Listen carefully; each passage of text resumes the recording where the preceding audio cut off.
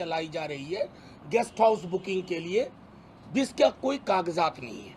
अब आइए मैं इससे पहले कि शुरुआत करूं अपनी कुछ बातें आपके समक्ष रखने की। ये आज का इंडियन एक्सप्रेस है। स्क्रैप से 68 सवाल सिमिलर मिले हैं, स्क्रैप से, बाकी जला दिए गए होंगे। 200 सवाल होते हैं, 68 सवाल रद्दी से, स्क्रैप से वही मिले हैं। अब इस परीक्षा को क्लीन चिट देने वाले धर्मेंद्र प्रधान जी से पूछना चाहूंगा, कहां हो भाई? क्या कर रहे हैं आप? बच्चों के भविष्य के साथ खिलवाड़ कर रहे हैं। अब आइए हम थोड़ा फिर बिहार चलते हैं, बाकी जगह भी आऊंगा। बिहार में एक संजीव मुखिया है, वो बीपीएससी की परीक्षा के रिगिंग के भी सूत्रधार थे। नाम आया उनके बेटे डॉक्टर शिव का, बाहर जमानत ले ली। कौन जमानत दिलवाता है भाई? बिहार से जमानत नहीं मिली, बाहर से जमानत ले ली। अब इस संजीव मुखिया ये कौन है? इसके लिए रॉकेट साइंस के ज्ञान की जरूरत नहीं है। मैं आग्रह करूंगा अपने साथियों से तस्वीर दिखाएं। महापुरुषों के साथ तस्वीर है। इनकी पत्नी जदयू की बड़ी नेत्री हैं, चुनाव लड़ चुकी हैं। ये आपके समक्ष तस्वीर है, मेरे दोनों साथी आपको दिखा रहे हैं। कई बड़े बड़े नेताओं के साथ, कितनों के नाम लो। मैं ये कहना चाहता हूं, जो किंग पिन है उसको प्रोटेक्ट करने की कोशिश क्यों हो रही है? उसके बेटे को प्रोटेक्ट करने की कोशिश क्यों हो रही है? जैसा मैंने कहा कि इनकी पत्नी चुनाव लड़ चुकी हैं, मुख्यमंत्री जी के खास जिले से संबंध है, खास जिले के खास मंत्री से संबंध है। एक अन्य मार्ग में बेरोक टोक जा सकते हैं, ब्यूरोक्रेसी की भी संलिप्तता है। तो एक हॉन्टेड स्टोरी चला दी गई, और जो सच्ची कहानी है, जो सबसे बड़ा गुनहगार है, जो जिसके लोग कहते थे कि हम कोई भी परीक्षा लीक करा सकते हैं, उसके बारे में आपको मैंने थोड़ी जानकारी दी, बाकी आप भी लेंगे। ये भी तथ्य तहकीकात के लायक है कि अमित आनंद जी का, बिहार के उप मुख्यमंत्री, वो तस्वीर भी दिखाएं इन्हें। एक उप मुख्यमंत्री, क्योंकि दूसरे उप मुख्यमंत्री इनके साथ कंपटीशन में कुछ भी अशोभनीय अश्लील तर्क गढ़ रहे हैं, उनको भी कहते हैं कि जरा इस बात का ध्यान रहे कि आपके धर्मेंद्र प्रधान जी क्या कह रहे हैं, सीबीआई क्या किस दिशा में जा रही है। और ये तस्वीर है। अब ये तस्वीर खबर नहीं बनेगी, क्योंकि बड़े रसूखदार लोग हैं। ये व्यक्ति अमित आनंद जी संजय जायसवाल जी का कार्यालय भी देखते हैं, भूतपूर्व अध्यक्ष। और ये मैं क्यों कह रहा हूं, इनकी कॉलेज की वेबसाइट पे खुद कहा गया है, गर्व के लिए, कि हम ऐसा करते हैं। अब आपके समक्ष आइए कि हरियाणा में एक स्कूल है, उस स्कूल में कई सारी चीजें, उस पर मैं थोड़ा बाद में आऊंगा। उस स्कूल के मालिक की तस्वीर देखिए, कौन है ये? हरियाणा के, ये दिखाइए, ये महापुरुष कौन है? ये मुख्यमंत्री हरियाणा है, उनके साथ तस्वीर है। इस केंद्र से बच्चों को कितने कितने अंक मिले सबको पता है, वो रडार पे सीबीआई के आना चाहिए अगर जांच निष्पक्ष हो रही है।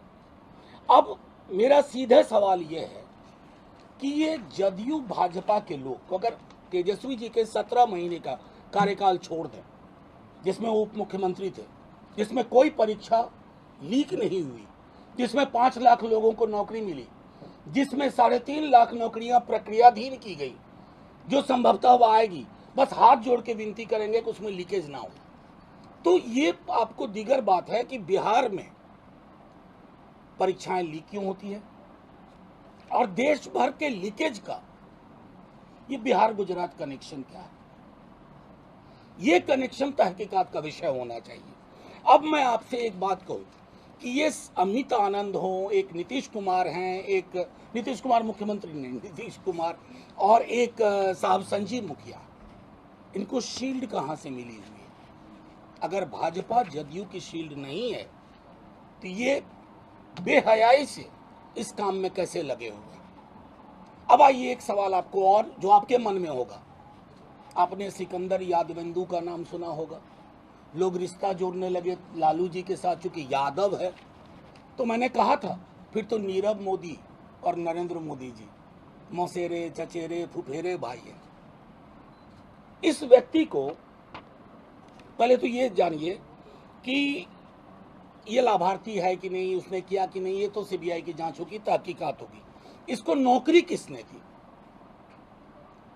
किसके कार्यकाल में 2021 में इसका पदस्थापन हुआ, ये तहकीकात का विषय होना चाहिए, ना कि उसका सरनेम कि यादव है तो जोड़ दो। ये बेशर्मी पाखंड की हद है।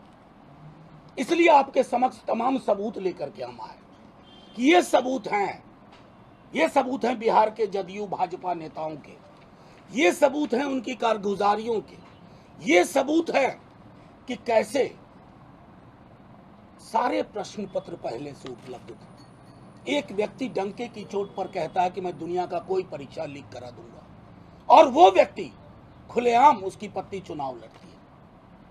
और तस्वीरें हैं, एक के कार्यालय को देखता है, वो वेबसाइट पे खुद अपने कॉलेज की लिख रहे हैं। अब आइए जो सबसे एक और दीगर बात है, इसमें कोइंसिडेंस बहुत है।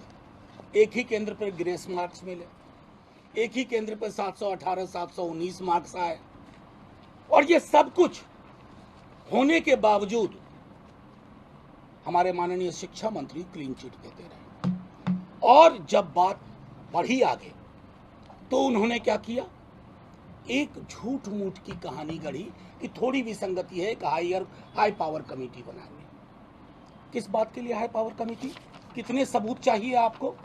प्रतिदिन अखबारों में छप रहा है, प्रतिदिन पूरी कहानियां आ रही हैं। तो आप लैच ऑन कर गए बिहार के उस स्टोरी पे, बिना संजीव मुखिया, अमित आनंद, नीतीश को देखे हुए लैच ऑन कर गए। मैं सिर्फ इतना कहना चाहता हूं, इतने साक्ष्य और सबूत हैं, उसके बाद आप इन दोषियों पे कार्रवाई करिए, अनुसंधान करिए बिना पूर्वाग्रह के। और तीसरी चीज, परीक्षा रद्द करिए, क्योंकि लाखों छात्रों के भविष्य के साथ आप खिलवाड़ नहीं कर सकते हैं। और एक आखिरी चीज मैं कहूं, एनटीए नाम की जो संस्था है, ये फ्रॉड है। हर एग्जाम में फ्रॉड है। कुछ के फ्रॉड सामने निकल करके आ रहे हैं, कुछ के फ्रॉड सामने नहीं निकल करके आ रहे हैं। इस एनटीए नाम की चीज को बंगाल की खाड़ी में फेंकिए, पुरानी व्यवस्थाएं बहाल करिए। वन नेशन वन एग्जाम का खामियाजा हमने भुगत लिया। आप चले हैं वन नेशन वन इलेक्शन कराने, एक परीक्षा बिना लीक की नहीं करवा सकते। आप असफल लोग हैं, अकर्मण्य लोग हैं, आपके अंदर योग्यता नहीं है। बच्चों से माफी मांगिए और कहिए कि अनुसंधान में ये जो बड़े बड़े नाम हमने गिनवाए, ये सारे नाम गिरफ्त में आने चाहिए।